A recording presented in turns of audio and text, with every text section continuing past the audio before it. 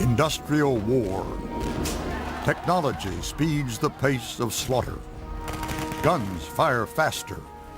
Trains rush men to the killing grounds. Cameras record their suffering. Communications quicken their rendezvous with death.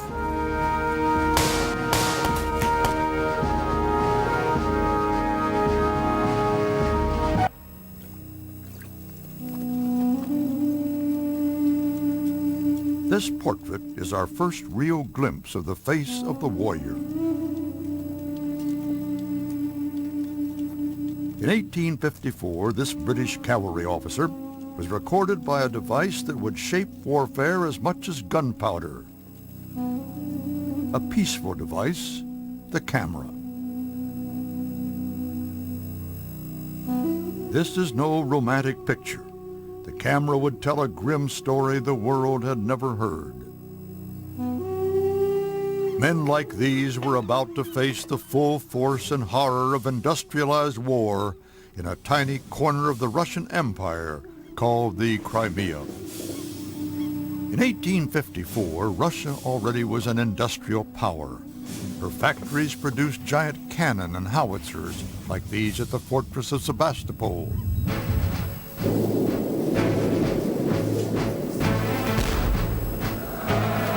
For centuries, the weapons men fought with were the product of ancient technology.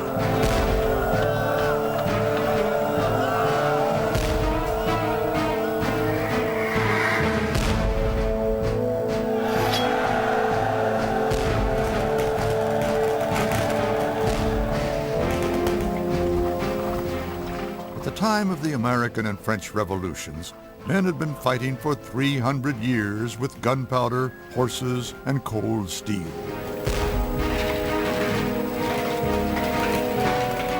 The men who fought at Waterloo in the early 19th century would have recognized the weapons and tactics of the early 17th century.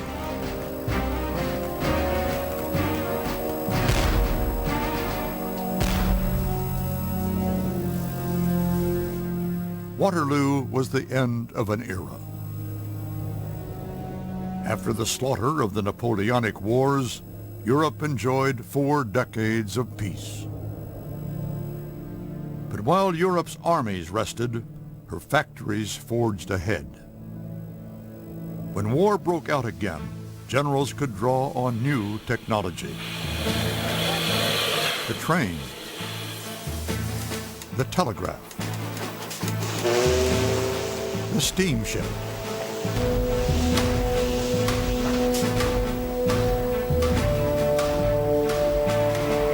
the Crimean War started when Russia attacked the ailing empire of Ottoman Turkey. Fearing Russian expansion, Britain and France sided with Turkey. In September 1854, the Allied army set sail for the Crimea, a peninsula of the Ukraine. Troops traveled by steamship. This new means of transport was so reliable that huge military operations could now be launched from afar to a precise plan and timetable.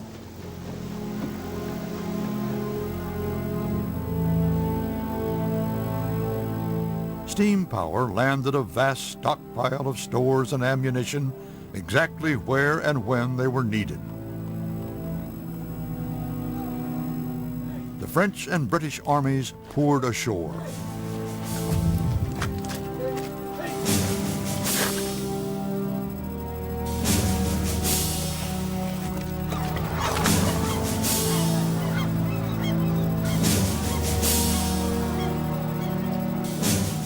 Their first objective was the Russian naval base of Sebastopol. As the Allies set out, the Russian army blocked their way along the rocky heights overlooking the Alma River.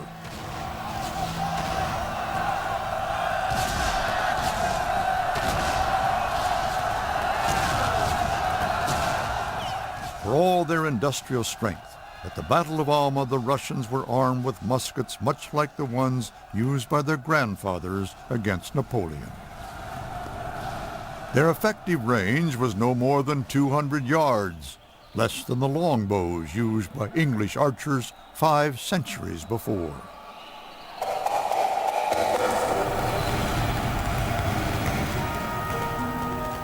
The British and French had a new weapon, the rifle and Minié bullet. The Minié bullet was hollow at the base.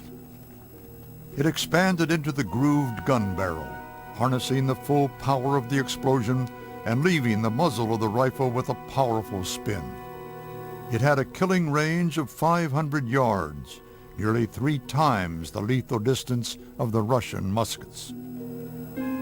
Leo Tolstoy, Russian author of War and Peace, fought as a young artillery officer at the Battle of the Alma. He described the impact of the Allied rifle fire.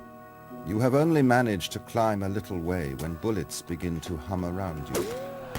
All around you seem to hear the various sounds that bullets make, from the ones that hum like bees to the ones that whistle rapidly by, or twang with a noise like a plucked string. It shakes you to the core and inspires you with a profound sense of dread. With Minié bullets, the British slaughtered the massed columns of Russians before Tolstoy and his men could even see them.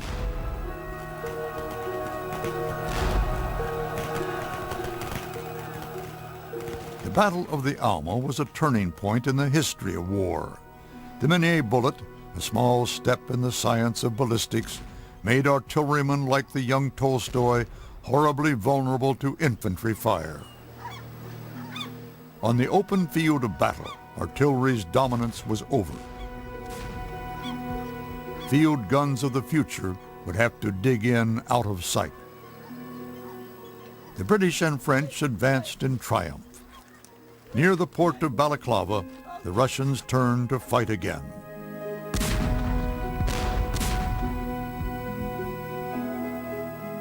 At Balaclava, the British commander ordered a cavalry unit to capture a battery of Russian guns. The unit was the Light Brigade. The orders they received were unclear. The Light Brigade charged straight down a narrow, artillery-lined valley toward the guns at the far end.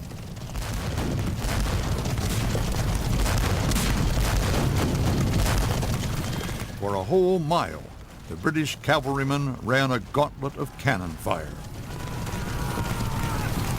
The Light Brigade took the Russian guns, but couldn't hold them. They were forced to retreat back down the Valley of Death.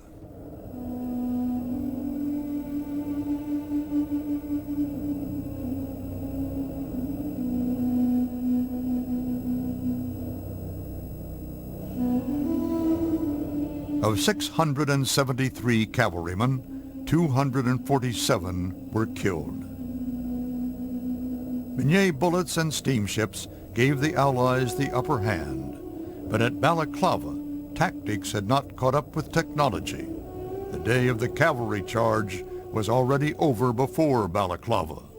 The Light Brigade had to perish to prove it.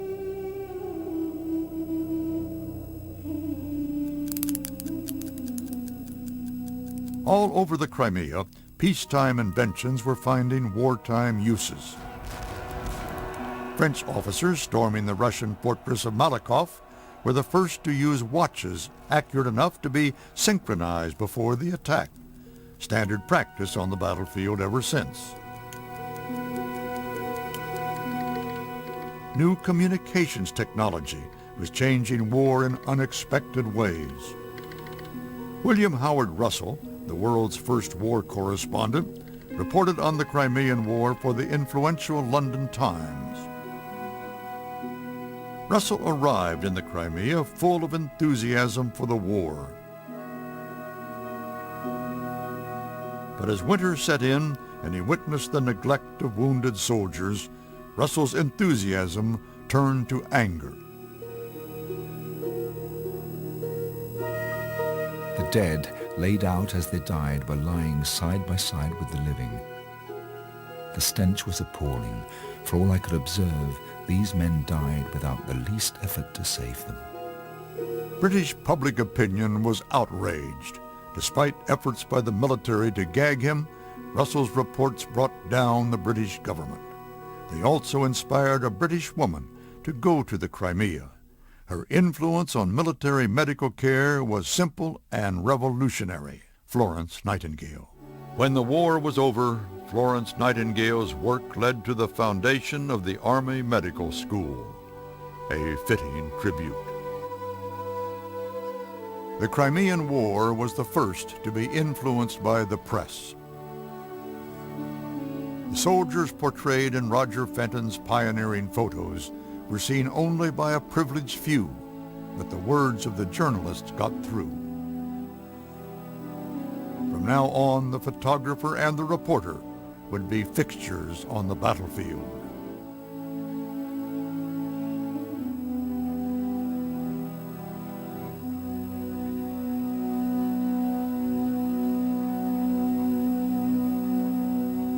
Looking over their shoulder would be public opinion.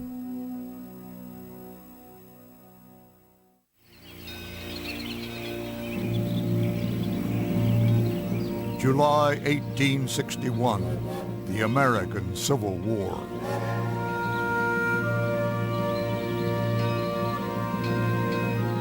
For the first time in history, trains bring men to the battlefield.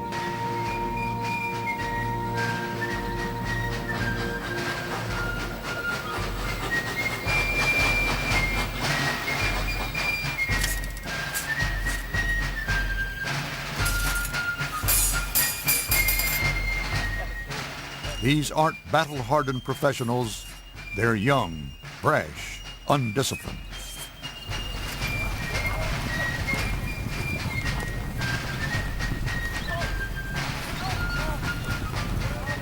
They were not the professionals of a regular European army, but the volunteer citizens of a brave new world, determined to fight for their vision of America.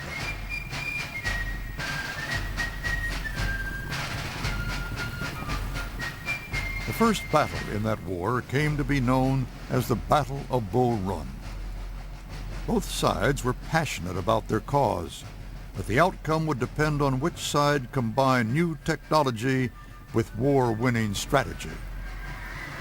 The battle lines of the American Civil War were drawn between North and South. The North, under Abraham Lincoln, was committed to the Union of American States. The 11 southern states, under Jefferson Davis, had left the Union to protect slavery, the basis of their economy. Both sides expected quick victory. Lincoln's Union troops were asked to enlist for only 90 days. These 90-day volunteers were eager to fight the first battle of the war, believing it would be the last.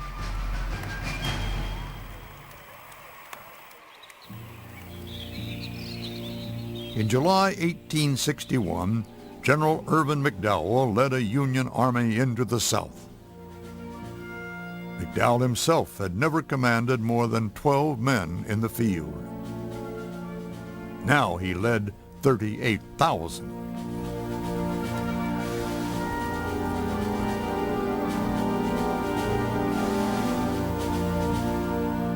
McDowell advanced on the railway junction at Manassas, the main supply route to the Confederate capital of Richmond, Virginia.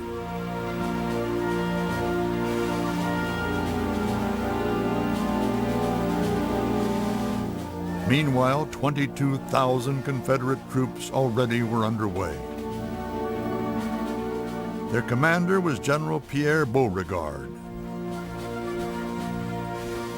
Beauregard wanted his troops to arrive well rested and ready to fight.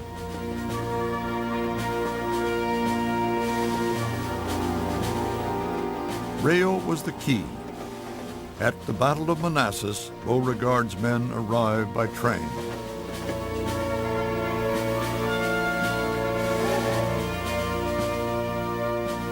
McDowell didn't have a railway to use. It was over 30 miles from Washington to Manassas, and the Union troops had to march all the way under a blistering sun. Lieutenant George W. Bicknell of the 5th Maine Infantry recalls that march. Our water was nearly gone, and during that whole run of some 6 or 7 miles, we were not once allowed to replenish our canteens. Unaccustomed to such severe marches, suffering intensely from thirst and heat, our thinning ranks began to show the effects of overexertion.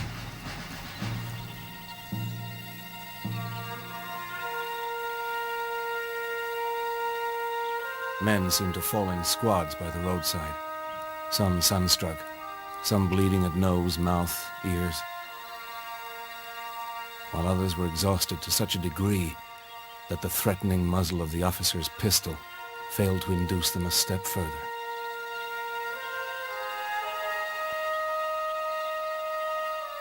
The day of the battle, another army set out from Washington. Congressmen and their wives, businessmen, the well-to-do of the Union capital, headed toward Manassas with picnics and parasols to watch the fight.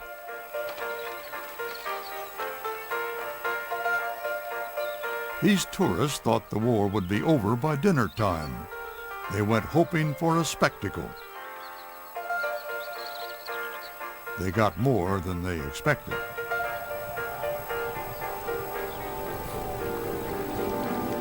At 5:30 on the morning of July 21st, 1861, the roar of a 30-pound cannon broke the morning calm.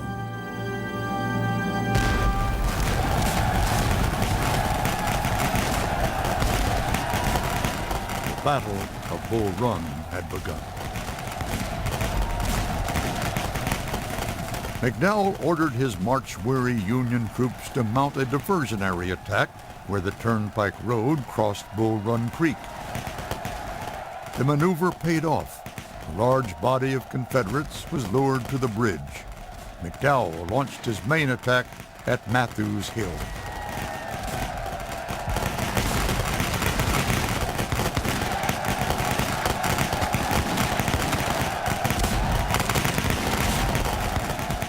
The thin Confederate line buckled.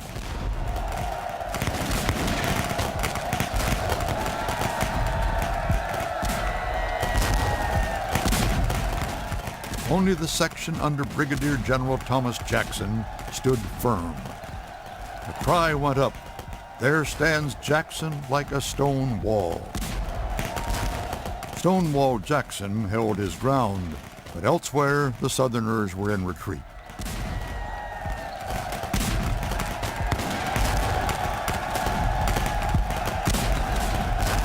The North scented victory. Lieutenant Josiah Flavel of the 57th New York Infantry describes the scene. The enemy having disappeared, some of us concluded to walk over the battlefield, see how it looked, and pick up some souvenir of the fight.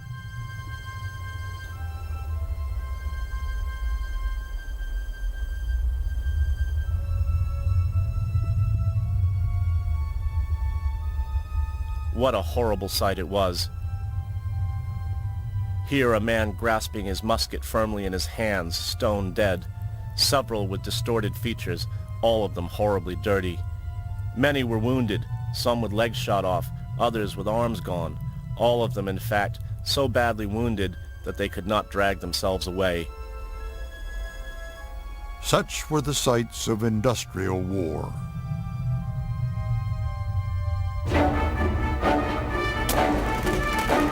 Suddenly, a whole volley of musket balls whizzed about us.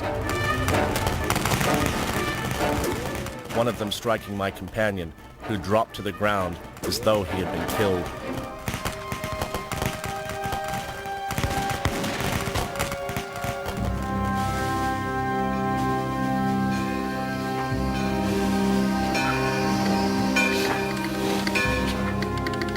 General Beauregard telegraphed for reinforcements. They came quickly by train.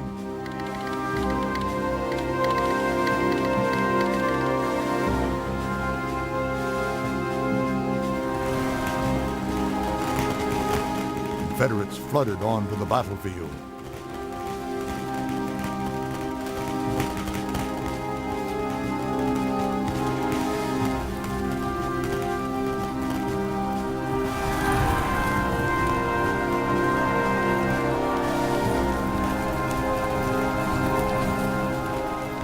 train had turned the tide in favor of the South.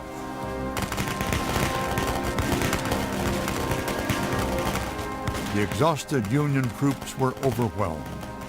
McDowell's Union Army fled the battlefield in disorder.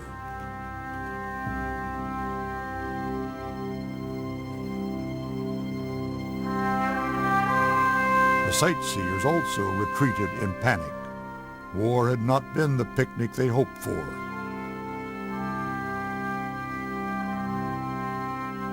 Merging with the Union troops, they blocked bridges and jammed roadways.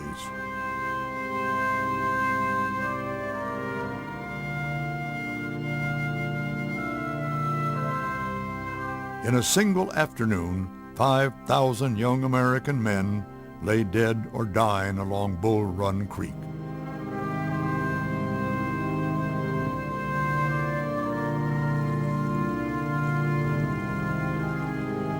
The Union Army's objective at Manassas was the railroad. Instead, it became the decisive weapon used against them by the Confederates, and the telegraph was that weapon's trigger.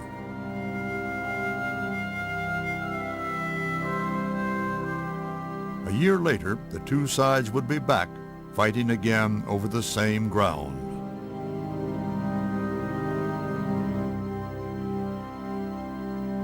It was going to be a long war.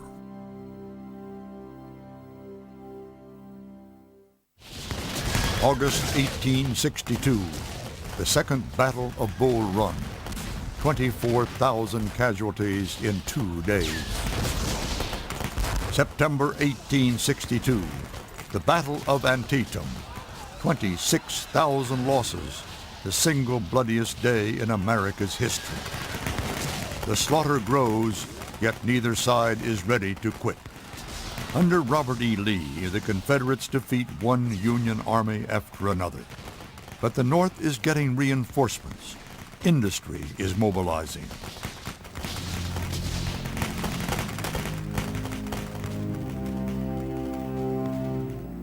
One year into the American Civil War, tens of thousands lay dead.